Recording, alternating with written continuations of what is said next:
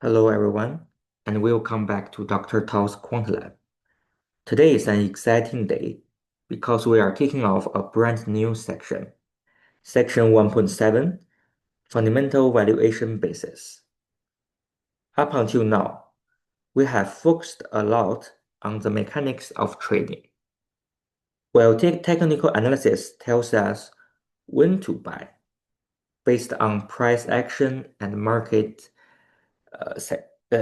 philosophy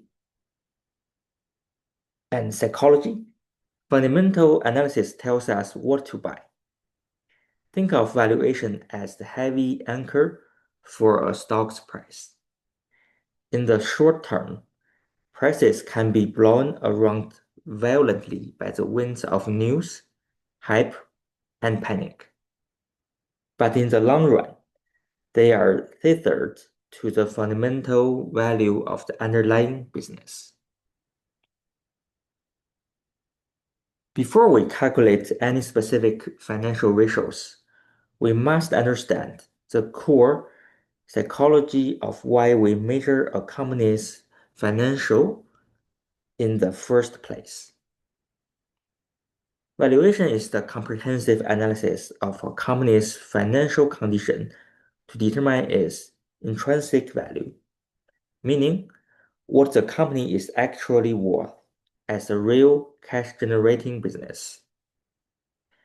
At its core, active trading based on fundamentals relies on one single powerful assumption. There is a gap between the current market price on your screen and the true intrinsic value of the business. If you remember back to section 1.1, when we covered our 5 core strategies, market participants interact with this gap in a few distinct ways. First, through value and growth investing, which was our strategy 1. This is where you actively buy an underpriced stock to capture a pricing error, or you hold it long run as the company grows its true underlying value. Second, through price speculation, which covers our strategies 2 through 5. This is where trained swing and day traders completely ignore the fundamental value gap and trades purely on market volatility, human psychology, and momentum. And finally, macroeconomic trading, where you buy assets simply because broad monetary policy, like interest rate cuts, is driving the whole market higher. As we noted in chapter 1, this macro trend trading generally falls outside the scope of our primary focus. Now, if you go to Wall Street or academia, you will find a fierce, ongoing debate about whether valuation is even worth your time. There are two opposing views. View 1 is the efficient market hypothesis. This perspective argues that valuation is impossible and useless. Proponents believe that all known public information is already perfectly priced into the stock. They argue that because the future is unpredictable, using historical financial data to predict future prices is just a guessing game. View 2 is the value and trend perspective, which is the philosophy we used in this course. We acknowledge that while markets are mostly efficient, they are driven by human beings.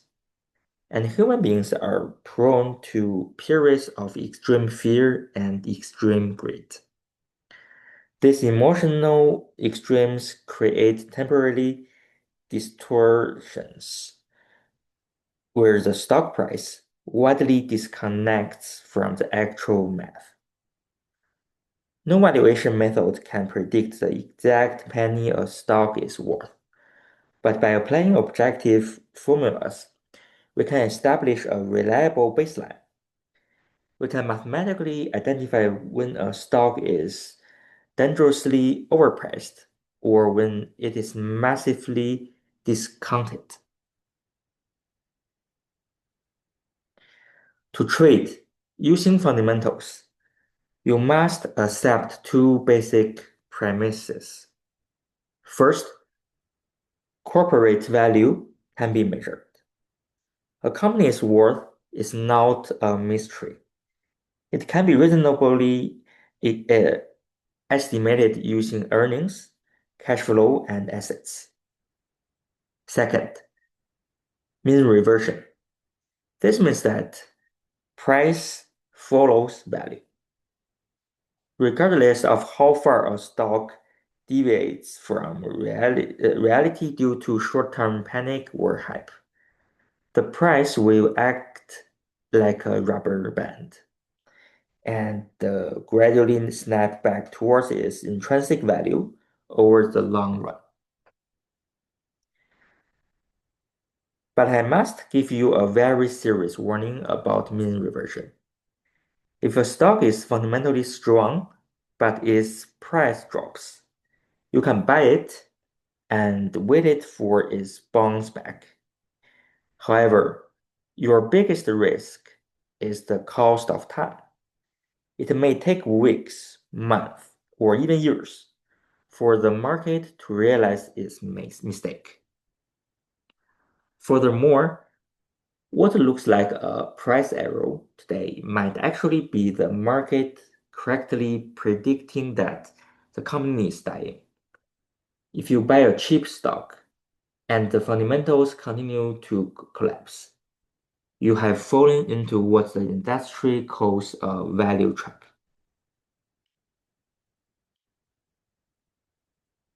So, how do we actually calculate this value?